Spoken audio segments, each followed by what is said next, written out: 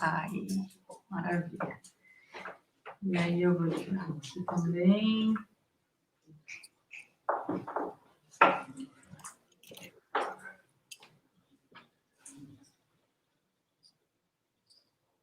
Tadadã.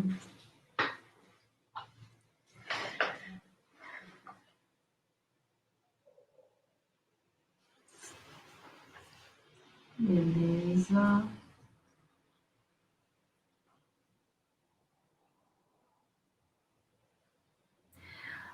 Por acaso, Amanda, você sabe como fixar? Antes de começar, o título, eu sei configurar antes. Ou a esquerdinha talvez tenha como se fosse uma pautinha de caderno, assim. Ou tem que sair e entrar outra vez. Vou fazer isso.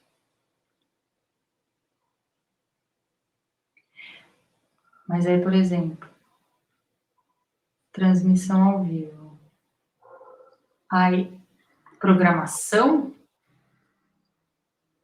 título do vídeo. Arrasou. Isso. Maravilha.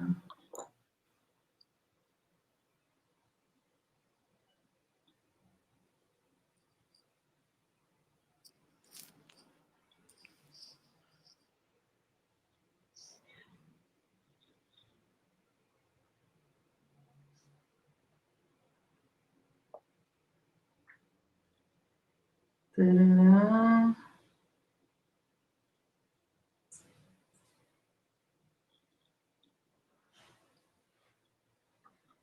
Aí, Brasil.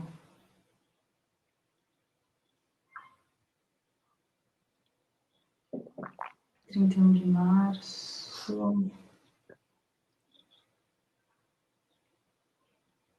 20 horas.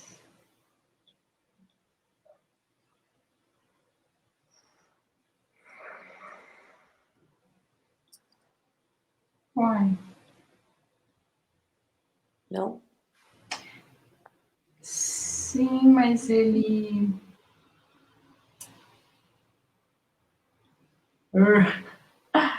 Ele quer programar. Tudo bem. Ele faz um esquema como se fosse programar a exibição ao vivo. Tudo bem, depois eu...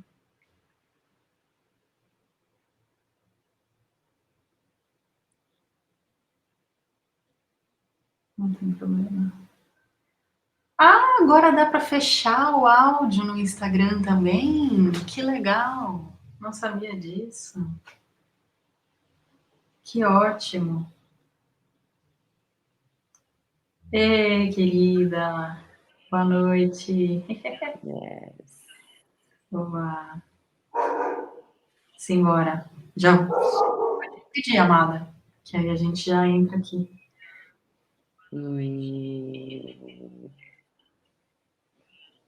Nem sei como faz para pedir. Deixa eu ver. Eu... Pedir para participar. Aí.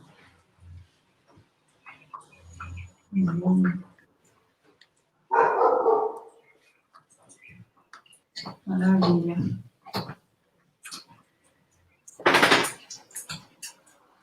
Eu acho que talvez seja legal. Como é a primeira vez que eu faço esse esquema também, acho que eu vou diminuir um pouquinho o som daqui para não reverberar ali. Eva! Yes. Boa noite, minha gente. Estão aqui, né? Ajustando as paradinhas, porque só para a galera que está entrando entender, eu ia fazer uma transmissão ao vivo pelo YouTube, mas eu comi uma bola, não vou conseguir, mas estou gravando lá. Então, eu e Marion, a gente está aqui duplicadas. Maravilha. Muito bom. Simbora. Ei, minha gente, boa noite. Eva, que alegria. Boa noite, boa noite. Acho que a gente pode ir começandinho. Vou aqui, então, só abrir os trabalhos explicando um pouquinho para quem não tem a menor ideia do que está acontecendo aqui hoje.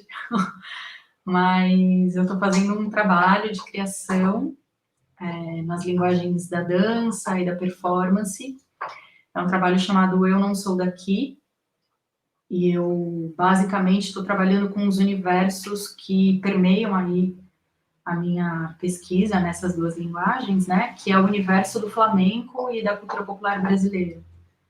Então, alguns folguedos, né, como Cavalo Marinho, Maracatu Rural, Reisado, Boi, Samba de Coco, enfim. E dentro desse processo de criação, esse texto da Elza Gru, que inclusive eu conheci através da Marion, o trabalho dela,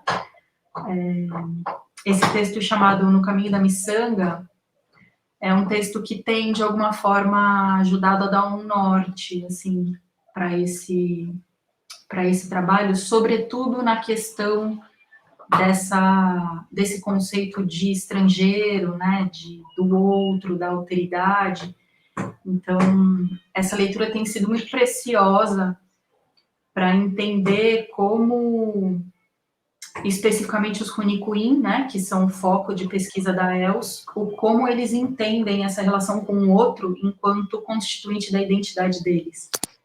Então, isso tem me feito muito sentido, porque o meu trabalho, ele é baseado nessas traduções, que são traduções estrangeiras a mim, né? Eu não nasci em Sevilha, eu não nasci na Espanha, e tampouco nasci no Nordeste, ou no interior de São Paulo, onde é foco de algumas traduções como jongo, um batuque de umbigada. Então, ter esse entendimento, né, do trabalho da Elsa tem sido importante, bastante importante para mim. E aí convidei Marion, porque na verdade Marion é uma grande inspiração dessa ação do projeto, né? É um projeto cênico, que ainda não estreiei, que é em processo de criação, mas essa ação específica de ler em voz alta é muito inspirada no trabalho da Marion chamado Na Íntegra, onde ela lê textos inteiros em voz alta, e eu tive a oportunidade de poder acompanhar a leitura dela na íntegra da tese de doutorado da ELS, pelo Cerco Coreográfico. Foi uma experiência absolutamente incrível. E, na verdade, né, Marion, a gente, talvez na íntegra, uma sementinha dele tivesse há anos atrás, me lembro da gente trocar áudios pelo WhatsApp, assim, do nada, aparecia um áudio da Marion com texto, e eu devolvia outro áudio com outro texto.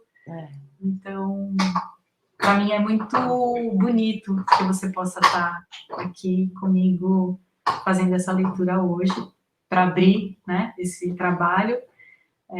Eu vi que a Irineide está aí também. A Irineide é uma poetisa, é uma mulher incrível, que escreve e declama lindamente, também vai dividir uma leitura comigo. Convidei ela, estou muito feliz que ela topou. Então é isso, minha gente. Acho que, sem mais delongas, a gente vai começar.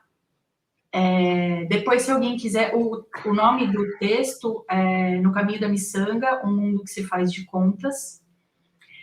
E dá para achar, joga no Google, Elza Gru, No Caminho da Miçanga, vai aparecer. Tem 2, tá? Só para vocês ficarem espertos. A gente vai ler o mais longo, que é um catálogozão grande de 300 páginas, mas tem também uma espécie de artigo que está disponível, tem bem menos páginas.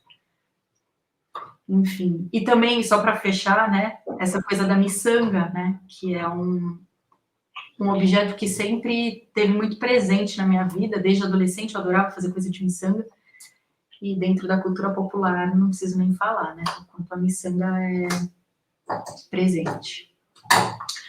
Então vamos lá. Eu queria já de antemão pedir desculpas, porque eu tenho 3 cachorras e uma delas está aqui do meu lado comendo um mocinho, então vai ter barulhos, rosnados e coisas assim, tá? Não se avexem. Muito bom. A gente vai fazer 40 minutos de leitura. Eu vou fazer os 20 primeiros e a Marion vai fazer os 20 minutos de fechamento desse encontro, tá? Então, eu vou começar aqui pela apresentação do texto, que eu acho que é importante né, para vocês, principalmente para quem nunca teve contato com esse texto, para entender um pouco de onde ele vem. Tá? Então, vamos lá. Apresentação. O presente catálogo ilustra a exposição de longa duração do Museu do Índio, No Caminho da Miçanga, o mundo que se faz de contas, sobre a curadoria da antropóloga Els Lagru. São exibidos 700 objetos e 20 filmes de 24 etnias do Brasil, além de 18 da África, da Ásia e das Américas, em 7 ambientes: viagem, mito, encontro, troca, brilho, ritual, encanto e mergulho, com instalações multimídias interativas. A exposição marca a reabertura do principal espaço expositivo da instituição, em agosto de 2015, após a realização de reformas estruturais no prédio. Diferentes povos indígenas participaram da confecção dos objetos exibidos na mostra por meio de oficinas de transmissão de saberes, assim como na produção de imagens sobre técnicas artísticas com miçangas. Todo esse trabalho vem sendo desenvolvido com a participação de inúmeros pesquisadores indígenas no âmbito do Programa de Documentação de Línguas e Culturas Indígenas, criado em 2008, em parceria com a Unesco. O programa coordenado pelo Museu do Índio, FUNAI, objetiva a proteção da diversidade cultural do Brasil, além de promover a inclusão social. No Caminho da Miçanga, um mundo que se faz de contas, aborda o tema miçanga, com histórias que falam do comércio, da exploração, do fascínio mútuo entre povos distintos, do encontro e do desencontro de perspectivas entre viajantes e nativos. A exposição reflete sobre os variados sentidos que o exotismo pode assumir, assim como sobre as possíveis relações com o outro e seus enfeites. Então, essa apresentação é do Carlos, né, do José Carlos Levinho, diretor do Museu do Índio. E aí a gente vai começar agora o prefácio, que é da própria Els. A palavra miçanga, com C cedilha, ou miçanga, com 2 S's, é derivada de maçanga, palavra que em uma das línguas sul-africanas significa contas de vidro miúdas. Isso é do dicionário Aurélio. De miudeza, a miçanga passou a significar bugiganga, diz o dicionário. Do ponto de vista dos portugueses, dos viajantes e dos colonizadores, talvez, mas não do ponto de vista dos povos nativos do mundo inteiro, pois o que esta exposição visa mostrar é que, com essas miudezas, foram produzidas do norte ao sul, do ocidente ao oriente, verdadeiras obras de arte.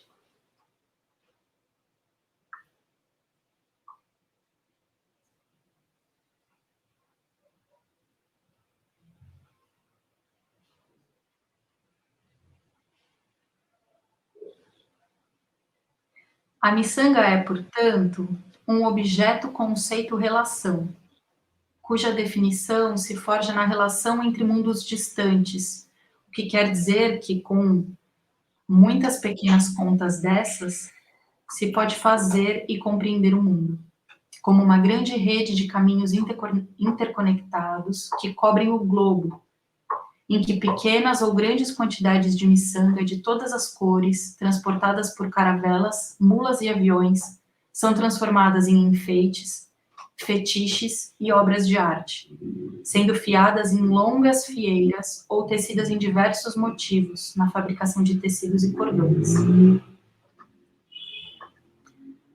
Essa nova exposição será a primeira já organizada por esse museu, que procura tematizar o projeto de um Museu do Índio Sem Fronteiras.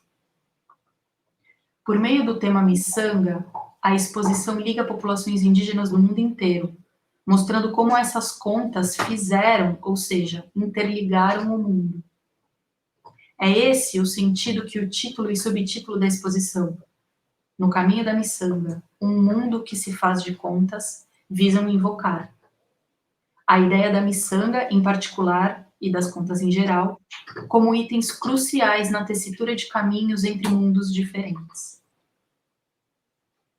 Visamos situar a temática da arte em miçanga, produzidas pelas populações indígenas que habitam o Brasil, num contexto maior, mostrando como as contas de vidro produzidas na Europa, desde a época dos primeiros viajantes, quando levadas para terras longínquas, se transformaram em verdadeiras pérolas de vidro.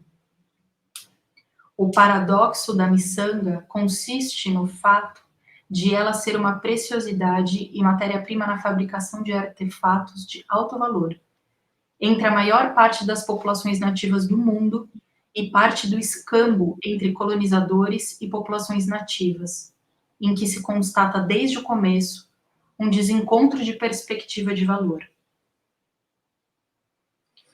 Os colonizadores achavam estar trocando quinquilharias por preciosas matérias-primas, enquanto os nativos apreciavam muito essas contas de vidro, cujo modo de produção desconheciam, mas que se pareciam muito com outras contas que conheciam há tempos imemoriais.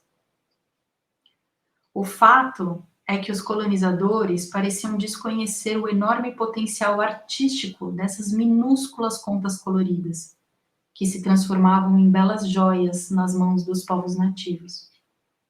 Uma vez revelado esse potencial, a arte feita em miçanga volta para enfeitar o fornecedor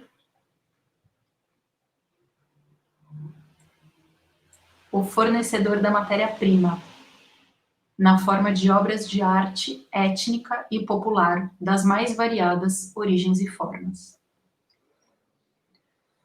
Além de ser a primeira exposição a ultrapassar as fronteiras brasileiras e indígenas, essa é também a primeira exposição assumidamente conceitual organizada no espaço do Museu do Índio. A partir do tema da miçanga, visamos propor uma reflexão sobre os seguintes temas. A miçanga como índice de relação.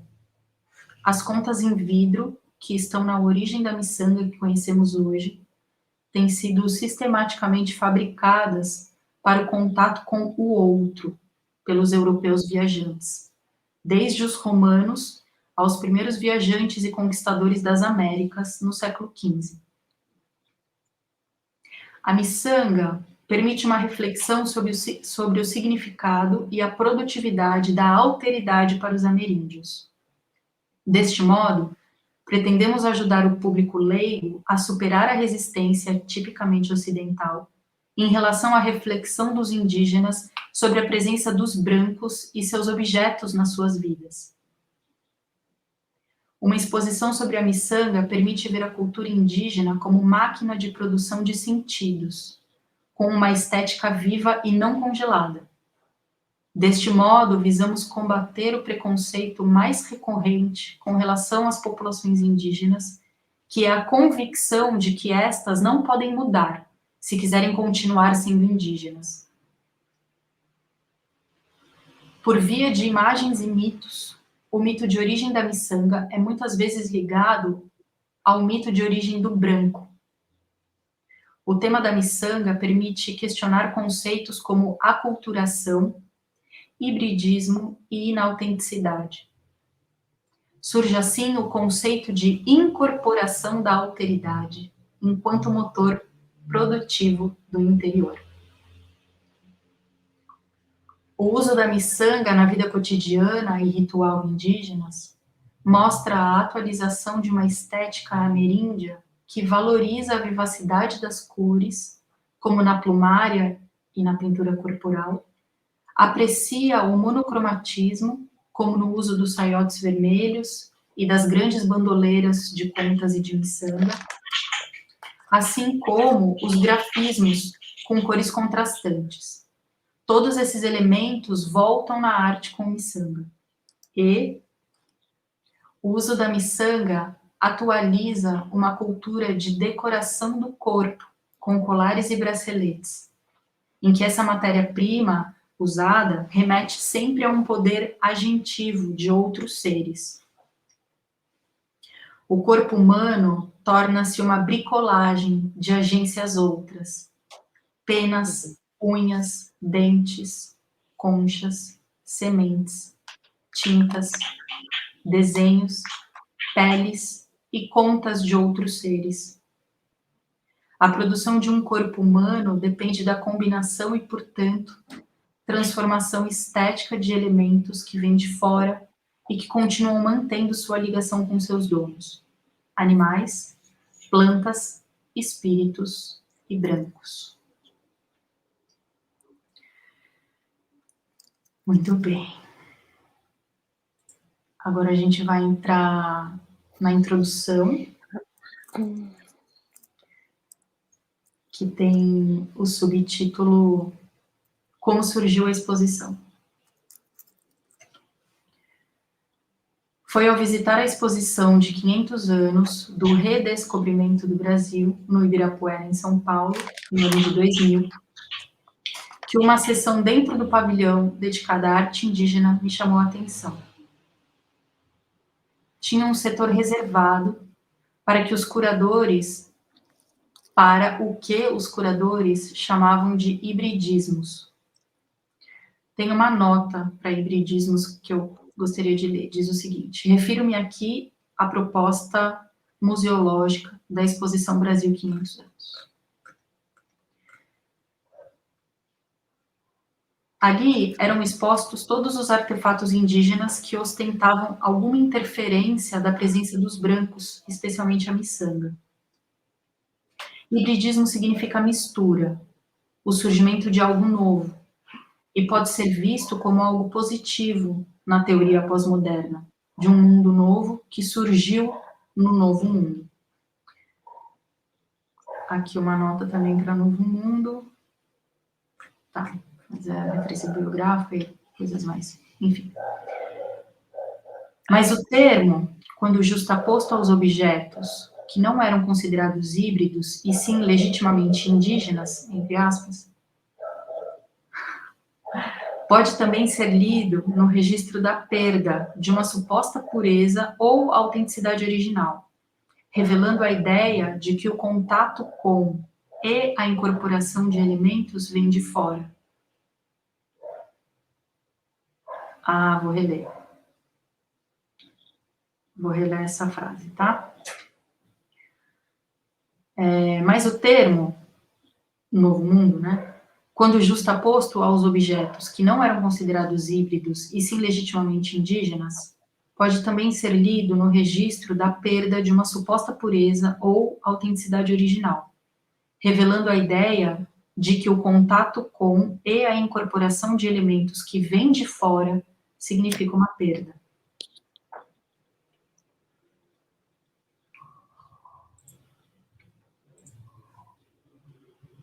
Tá tentando entrar, Amada? Tô, meu bem. Eu já vou entrar, segue, eu tô te acompanhando. Eu já tô entrando. Tá bom. Eu tô conversando com a Marion porque a gente tá fazendo uma gravação no YouTube também.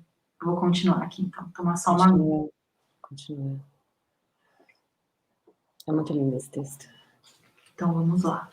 Aí a Els segue dizendo: o purismo estético que tem marcado o olhar para a arte indígena trai, no entanto, uma incompreensão do que a alteridade, os outros e seus objetos significam para os ameríndios, que sempre reservaram para o outro, com maiúscula, um lugar de destaque na sua cosmologia, no seu sistema de pensar o mundo. O outro, também na sua manifestação de inimigo, é considerado constitutivo do ser e não um empecilho para a construção da identidade. Ele precisa ser incorporado e não aniquilado. E nisso, as cosmologias ameríndias diferem muito da ocidental.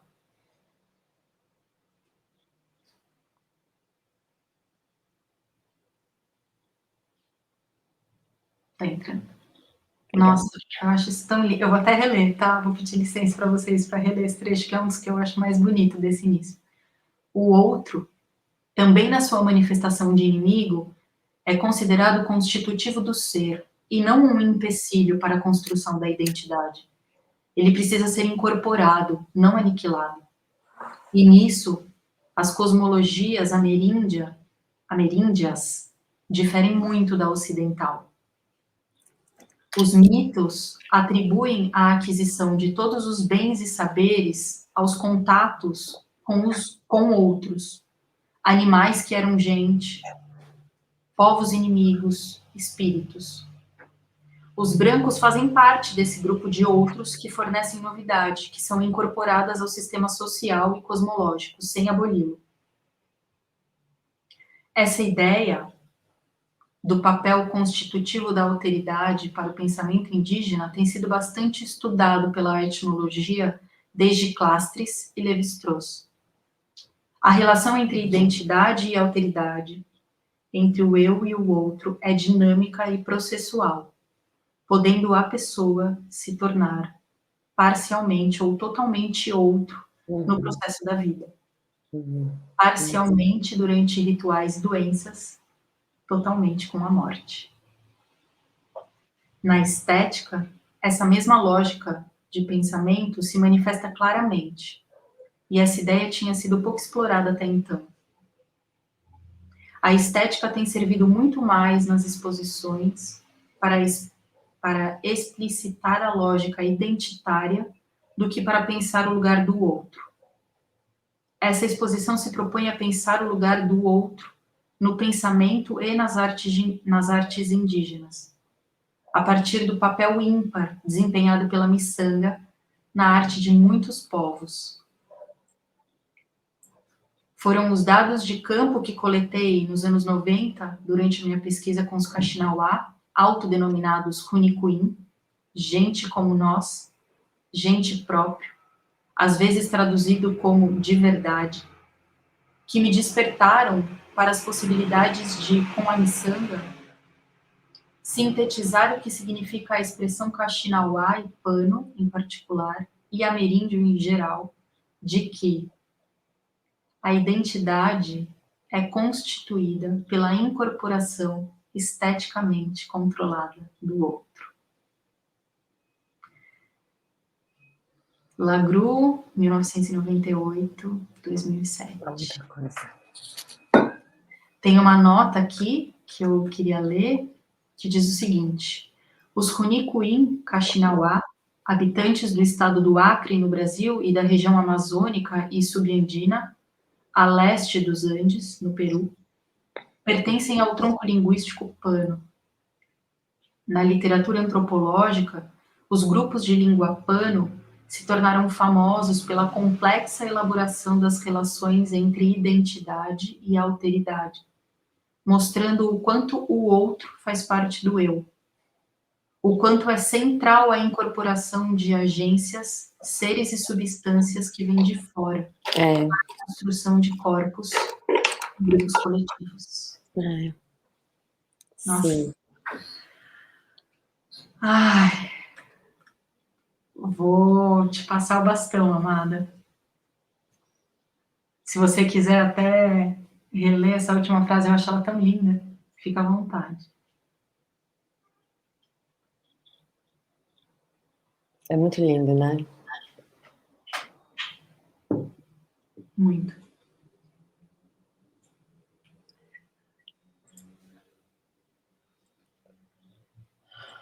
A identidade é constituída pela incorporação esteticamente controlada do outro. O que é mais interessante é essa necessidade de dela ser controlada, né? A incorporação, no sentido da fixidez, né? De ser um pouco diferente do que às vezes a gente intui que pode ser, assim, eu acho. Vou pegar o texto, Carolina. Então, para minha surpresa, na época, eu encontrei a miçanga em toda parte. Quando estava traduzindo os cantos rituais do batismo, Kaxinawá, o Nishipupimá, o rito de passagem de meninos e meninas na fase de troca dos dentes de leite por dentes definitivos.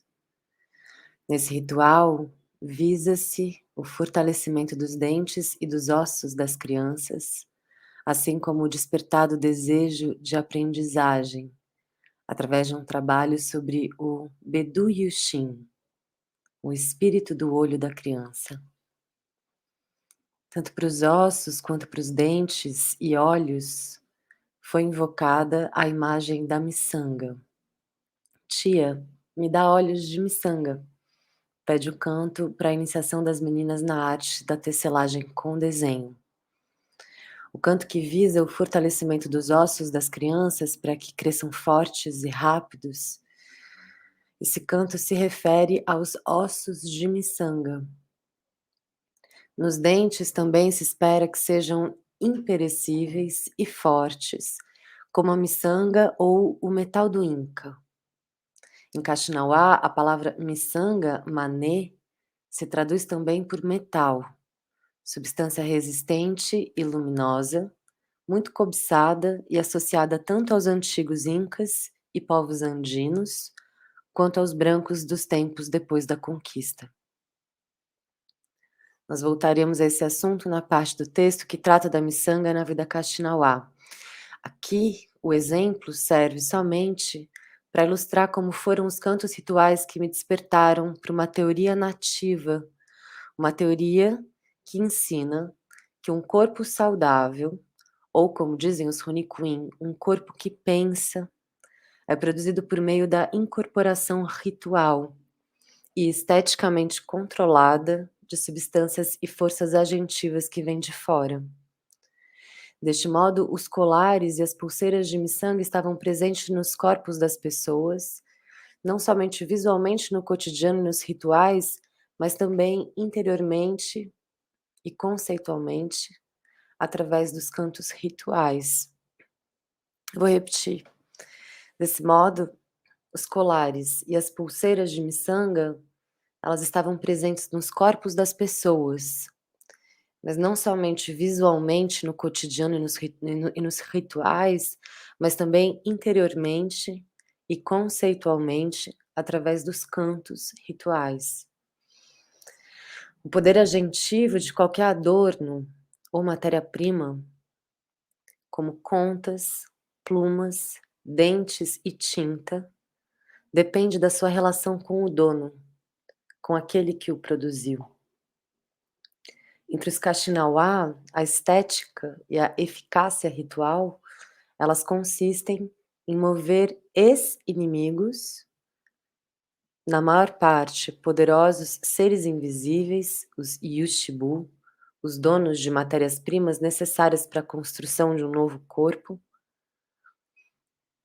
mover ex-inimigos a ceder voluntariamente aqueles itens que foram notoriamente negados em tempos míticos, resultando em guerras de conquista dos bens desejados. A estética é, portanto, o operador relacional central que garante a eficácia ritual, que consiste na transformação de inimigos em aliados, permitindo a produção de pessoas a partir de pedaços de artefatos vivos que carregam a agência de outros seres na sua própria constituição. É por essa razão que a pessoa no universo Kaxinawá, em particular, no universo Kaxinawá em particular e no ameríndio em geral, é um artefato, e o artefato uma quase pessoa. Porque os artefatos, eles são produzidos para agirem dentro da rede de intencionalidades humanas na qual surgiram. Eles constituem o índice dessa rede de relações, o nó, a cristalização de um campo de forças relacionais que pode ser explorado por meio da análise detalhada da sua materialização. Os artefatos. Nós mostraremos que a miçanga, ela funciona segundo a mesma lógica relacional que costuma colocar em relação seres de diferentes procedências através das substâncias das quais são os donos. Em 2005 eu ganhei um projeto do CNRS França sobre o tema da miçanga. Miçanga E eu vou voltar. Em 2005, a Els conta que ganhou um prêmio em torno do tema da miçanga e que depois, em 2005 e 2006, ela passou 4 meses em Paris desenvolvendo o mesmo tema, as miçangas. E então ela segue dizendo que quando eu comecei a estudar o tema da miçanga, em termos comparativos, eu percebi que este já tinha recebido atenção de estudiosos no campo das artes étnicas e da antropologia em outras regiões do mundo, principalmente na África e nos Estados Unidos, mas muito pouco na América do Sul e muito menos no Brasil.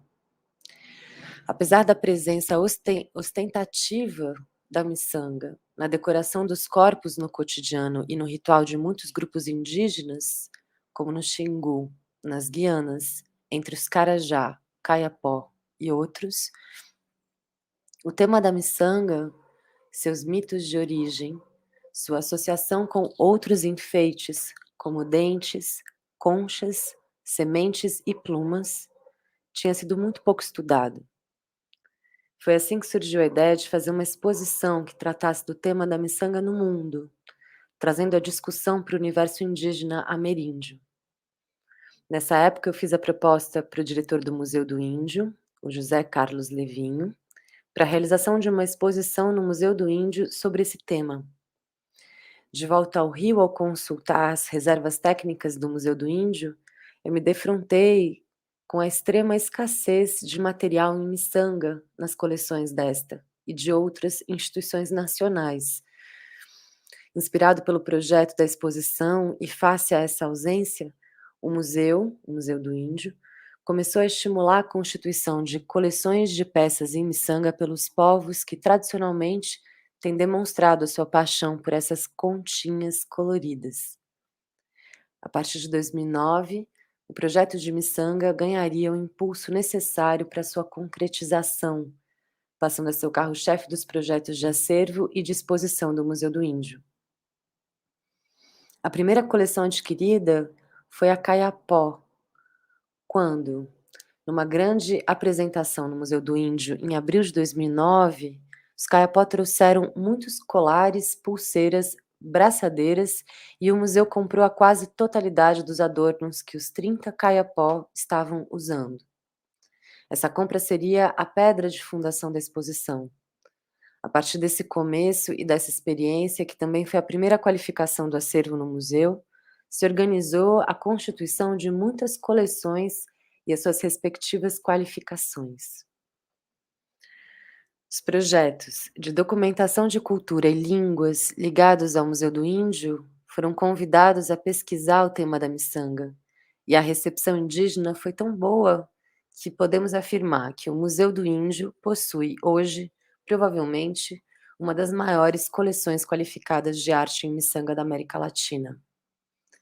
Entre as maiores coleções de arte em miçanga do museu, produzidas nos últimos 7 anos, a partir dessa virada de perspectiva, nós podemos citar a coleção Chirió Cachuianá, Kayapó Gorotirê, Carajá, Kaxinauá, Yawanawá, Ninã, Yanomama, Yekuana, Machacali e Craô. Durante os 7 anos que se passaram desde a concepção da exposição, nós podemos constatar uma marcada mudança na atitude frente à arte em miçanga no público não indígena. O uso de matérias-primas de espécies ameaçadas de extinção, como os caramujos, os dentes de diferentes caças e a plumária, se tornou cada vez mais difícil por causa da escassez dessas espécies e o subsequente controle por parte do IBAMA. Essa situação tem deixado as lojas de arte indígena vazias ou ameaçadas. Enfeites produzidos com arumã, assim como colares feitos com sementes ou com contas de tucum, no entanto, não sofrem as mesmas limitações. A arte em miçanga surge, portanto, como alternativa atrativa por seu forte colorido e a enorme variedade de soluções artísticas, mas o seu aparecimento no mercado de arte indígena é mais uma feliz ressonância com os tempos atuais, do que uma explicação da sua existência. O que mudou recentemente é que a arte em miçanga, que antes era produzida única ou principalmente para o consumo interno, em que costumava ser muito cobiçada, passou a ser vendida também para fora. A facilitação de acesso à miçanga certamente ajudou na passagem de uma arte feita para si para uma arte partilhada, com simpatizantes brancos nas feiras ecológicas e nos eventos culturais. O engajamento ativo do Museu do Índio no fornecimento de miçanga e na compra de peças também influenciou o movimento de aumento na produção. Nós podemos notar desse modo que hoje em dia, cada vez mais, jovens ligados a essas causas usam as pulseiras ou os colares de miçanga feitos por mãos indígenas, e a circularidade da miçanga, que é fabricada no exterior e volta na forma de adornos indígenas e com um novo valor agregado, é uma interessante ilustração da teoria de artes de Gell, em que artefatos estabelecem redes de relações, agindo sobre os distintos atores envolvidos nessas redes, em permanente processo de expansão.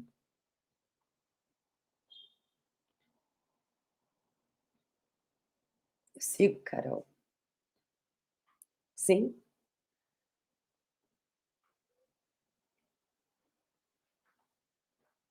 Você me dá o tempo?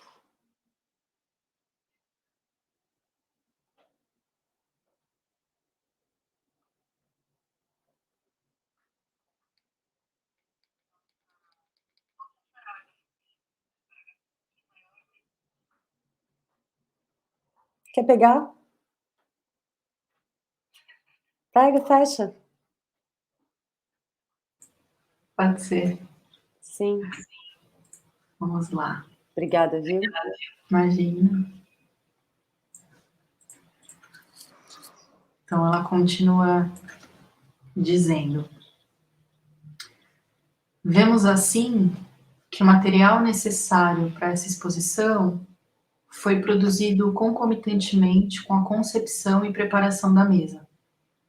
7 anos se passaram desde o surgimento da ideia da exposição, porém esse tempo foi necessário para que o museu pudesse constituir a sua coleção de arte em miçanga, produzida pelos povos indígenas que habitam o território brasileiro. Concomitantemente, enquanto curadora da exposição e em diálogo com o crescimento da coleção brasileira, comecei a empreender a compra com meus próprios recursos de objetos de miçanga da América do Sul, México, África e Ásia, visando fornecer uma pequena amostra da enorme variedade de peças e da recorrência do fenômeno da arte étnica em miçanga pelo mundo. Como a rede de relações tecida pela circulação das miçangas pelo mundo, que passam do estado do descontínuo na qualidade de uma quantidade infinita de pequenas contas, ao contínuo, ao serem enfiadas em longos fios para serem enroladas nos corpos como bandoleiras, faixas e colares, ou tecidas em elaborados motivos em saias, cintos e pulseiras. Essa exposição também passou do estado de um amontoado descontínuo de contas ao resultado desta exposição, que é uma grande tecelagem, uma densa rede de colaborações dos mais variados agentes envolvidos na produção desse acervo e dessa exposição, que finalmente fechou seu longo ciclo e círculo. É impossível mencionar e agradecer todos os agentes envolvidos na concretização desse projeto, sem correr o risco de esquecer alguns. Por isso, o agradecimento é para todos que colaboraram nesse projeto. Agradecemos as seguintes instituições pela generosa colaboração: PPGSA, IFCS, UFRJ, Museu do Quai Branly, Unesco, parceiros, Museu Nacional, UFRJ, MAI, na USP, São Paulo, Royal Museum for Central Africa. Tervuren, Bélgica, Pontifícia Universidade Católica do Peru, The Field Museum of Chicago, National Museum of the American Indian, Washington DC, MC Cord Museum, McGill University, Canadá, Universidade de Macquarie,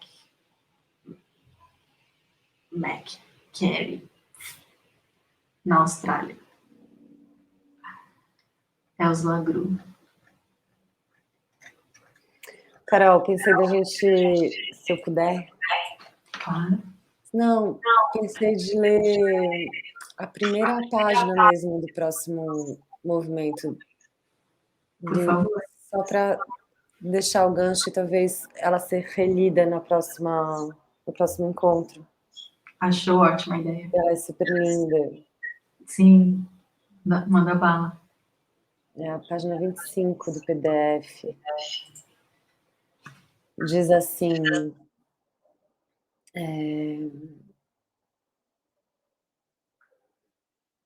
Uma história das contas de vidro.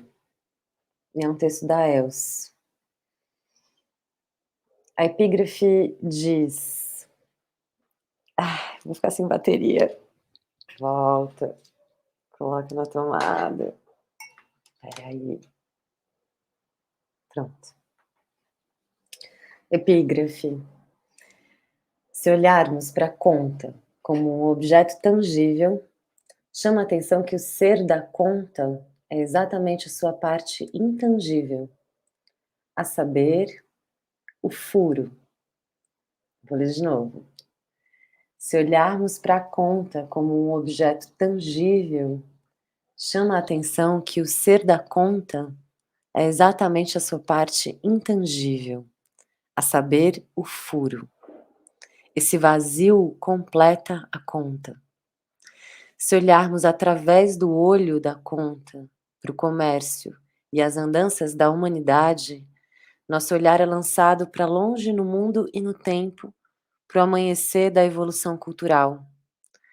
Conta pequena, grandes consequências. A definição de conta em termos arqueológicos e paleontológicos, ou seja, com referência à tecnologia humana, considera conta todo objeto pequeno perfurado com fins de enfiar um fio no buraco, para assim pendurar ou amarrar a conta sem precisar segurá-la na mão. Para fazer uma conta, é preciso o conceito e a técnica. A conta se torna testemunho do que os arqueólogos chamam de revolução artística, ou Big Bang da mente. Desse modo, pode-se dizer que os seres humanos fazem contas e as contas fazem o homem. Essa é a conclusão de pesquisas arqueológicas que exploram as origens da humanidade. Na passagem do estágio proto-humano para o humano, o pensamento simbólico possui um papel crucial.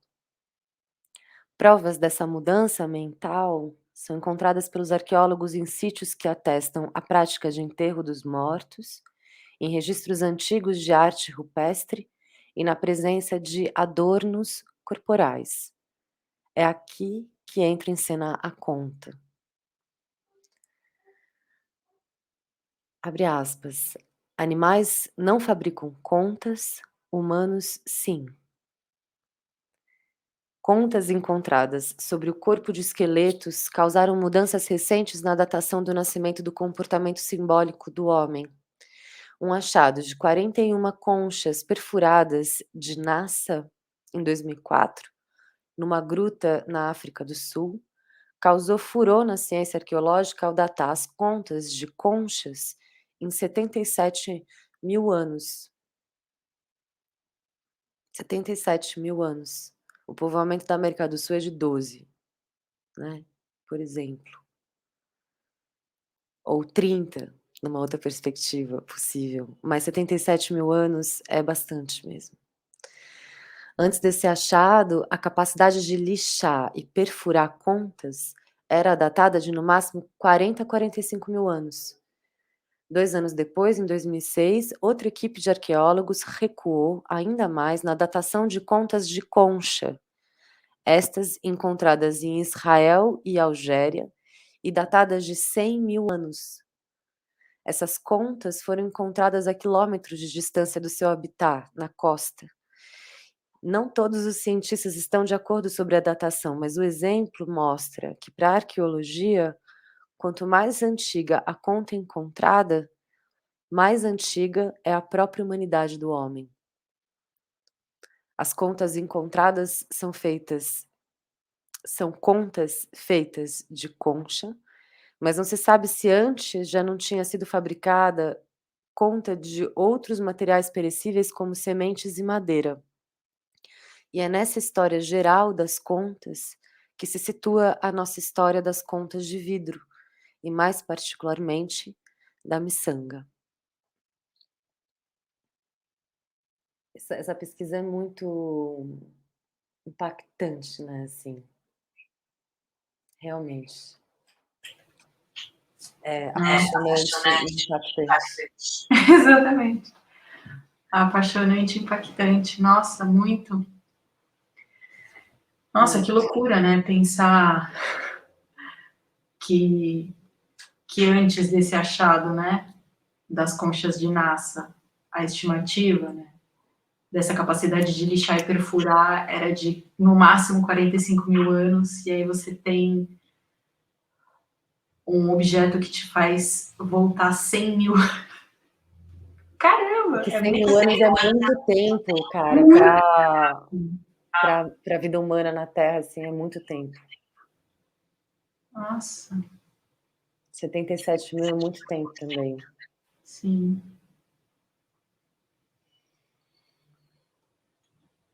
É muito incrível. E, na verdade, o desejo, né, de estar aqui lendo esse texto,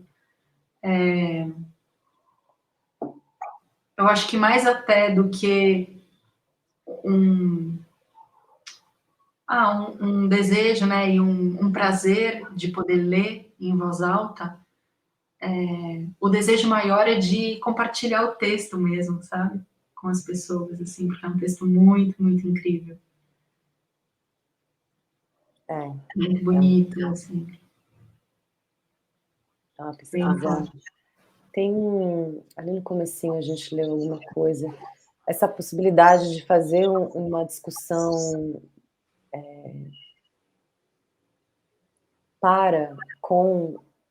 desde a estética, né? Sim. É algo um pouco raro, assim, de encontrar. Sim. Etnologias, né, que estão debruçadas no campo estético, e o jeito que ela faz realmente é muito especial, assim. Porque não é é um mergulho, né, nessa estética, é um entendimento muito profundo, não é uma coisa rasa, né, da estética no sentido de, ficar bonito, ou é um outro lugar da estética, a estética como componente de alteridade, né, de identidade, não de alteridade. De alteridade também, mas a estética como um componente de identidade, é muito... De humanidade, né, assim. E de relação, né, é quase como se, né, em alguns momentos me passa um pouco essa sensação de que a estética é quase como uma mediação da relação, né, do eu e o outro, assim, é muito forte, é muito forte. É bem bonito. Mas essa onda que animais não fabricam contas, humanos sim. É bom, né, também de contornar aquilo que a gente é. A gente mesmo, né, eu, você e todo mundo que está aqui, assim, no caso do meu humano.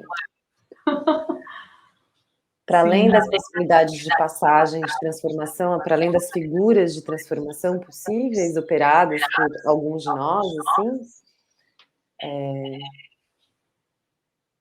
Não sei, eu tenho ficado contente de encontrar contornos para o humano, sim, mas desde um lugar luminoso mesmo. Uhum, É uhum, necessário, porque não é possível ser qualquer outra coisa que não humano. uhum. Enfim, Sim. aquela Ah, vontade, né, de ser uma árvore frondosa, em vez de ser, né, ai, total, total. humana vivendo na cidade. Ai, que delícia. Você vai continuar? Como você? Eu vou continuar. Eu convidei algumas pessoas para dividir a leitura comigo também, inclusive Lília, amada, querida, que está aqui, é uma das que vai ler comigo também. A Lilian também é é quase uma irmã de alma, assim, mas é uma parceira de trabalho, de criação, enfim.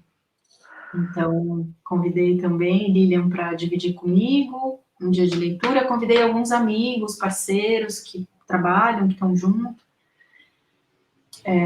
Mas eu tô, assim, bem pouco ortodoxa, sabe? No sentido de fixar um dia e Aham. horário. Eu vou deixar a coisa acontecer de uma maneira mais fluida. Então, o dia que as pessoas puderem, né, as que vão dividir a leitura comigo, o dia que elas puderem é o dia que a gente vai Isso. ler. Eu estou tentando manter esse horário, assim, meio pós-pôr do sol, que eu acho um horário legal, né? Uhum. Mas não vai ser, toda quinta ou toda terça. Vai acontecer, eu vou avisando as pessoas, eu vou avisando Sim. por aqui, também os amigos pelo WhatsApp.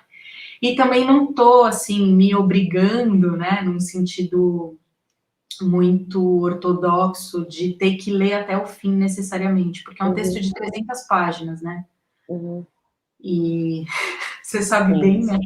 Porque o da tese tinha 500, mas, pô, 300 para 500, É um né? pulo. É um pulo, exatamente. E a gente ficou quanto tempo lendo? 40 dias consecutivos, todos os dias, Então, mas uma é hora isso, por né? dia, Então, todos os dias, uma hora por tinha demora. uma coisa super estabelecida, né? Vai ser um pouco diferente do meu caso, vai ser bem diferente. Vai ser bem diferente do meu caso, mas eu quero muito, Esse enfim, texto é compartilhar maravilhoso. esse texto com as pessoas, então eu vou avisando, assim. E a galera que vai acabar assistindo depois no YouTube, me desculpem, a comida de bola, eu fui habilitar a transmissão ao vivo hoje, e aí demora 24 horas, então eu tô gravando, vou subir, mas não deu para fazer ao vivo, que nem aqui no Instagram. Mas as próximas provavelmente já vai estar ao vivo, porque eu sei que algumas pessoas preferem, né, o YouTube do que o Instagram, então, para ser democrático, já que tem a possibilidade de fazer pelos dois, a gente faz pelos dois. Mas é isso, minha gente. Então, hoje, abertura aí dos trabalhos de leitura em voz alta desse texto da Elza Lagru, repetindo para quem chegou agora, chama No Caminho da Miçanga, Um Mundo que se faz de contas. E ele que me ajuda aí, né, de muitas formas a pensar essa relação com o outro, com essas tradições que eu estou trabalhando nesse projeto, que é o Eu Não Sou Daqui, em que eu trabalho com o flamenco e as culturas populares tradicionais brasileiras, desde um lugar de estrangeira, né, dessas tradições, mas que ao mesmo tempo me constituem, né, como subjetividade, muito embora eu não tenha nascido, né, nessas tradições, elas constituem quem eu sou hoje. Então, esse texto da Els me ressoa muito, sabe? Me toca, me mobiliza coisas internamente, enfim. E acho que pode mobilizar coisas em muitas pessoas também, por isso esse desejo de dividir, né? Esse texto. Uhum. Sim, Enfim, beleza. queria te agradecer, querida, mais Parabéns, uma vez. é uma Imagina, alegria. te agradeço muito.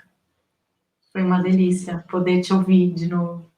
Queria ter ouvido da Marielle. Você já terminou a leitura? Foram 2 dias? Foram, terminei. né? Queria ter acompanhado. Ai, muito bom. Obrigada, viu?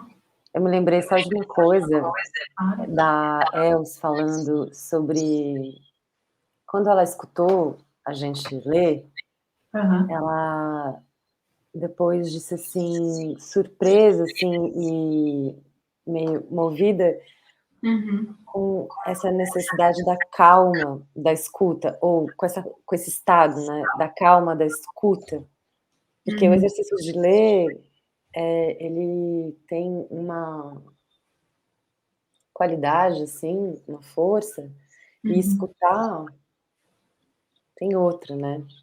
Uhum. E foi muito bom te escutar hoje, assim. É muito bom escutar também, força a gente a encontrar um outro, quase que uma outra respiração mesmo, para poder acompanhar. Acho que Sim, é uma prática corporal real, assim, a escuta. sim. Nossa, sem dúvida. Para mim foi muito, muito intenso e forte o processo de escuta do Na Íntegra, da tese dela. Você Da lendo a fluidez da tese forma. da fluidez da forma. Foi muito forte, assim, porque foi isso.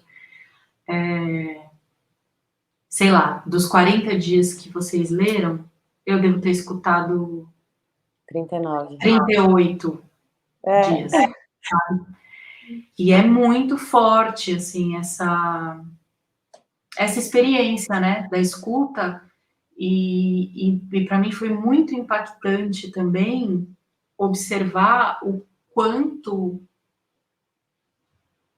a entrega da escuta Uhum, atravessa e te leva para lugares que às vezes não são lugares bons, uhum, sabe? Às uhum, vezes terminava a leitura e eu estava transtornada, assim, tipo, transtornada. E não, uhum, não pela leitura, eu digo, pelo, pelo conteúdo da leitura, né? uhum, Então, uhum, era muito forte. E o contrário também, né? Tinha dias que terminava a leitura e eu tava, assim, radiante, não sabia nem explicar, assim. Mudava muito o estado de vida, sabe? uhum, Era muito forte, assim. uhum. E mas é claro que eu atribuo isso também à sua leitura, né? A maneira como você lê, pausa, respira. Isso ia me levando para lugares também, isso ajuda, né? É um exercício, tanto de ler como de ouvir, né? Mas acho que se você escolher a palavra, a boa palavra mesmo, é a coisa da entrega, tem que ter. Sim, Uhum. Obrigada. imagina. Eu Beijos, que viu. agradeço. Beijo. Eu vou Queria ficar aqui. agradecer todo mundo que veio por aí. Nossa, fiquei bem feliz, uma galera. Agora que eu tô vendo, eu tô sem óculos, gente. O meu texto tá desse tamanho, assim. E aí agora eu tô. Nossa, uma galera, que legal. Ai, queridos, que alegria. Ele já deve ter saído, né? Mais da metade, mas tranquilo. Mas fica um beijo carinhoso para todo mundo. Obrigada, amada, mais uma vez. Foi uma delícia. Beijo grande. Beijos. Boa noite. Beijo pra galera aí também. Boa noite.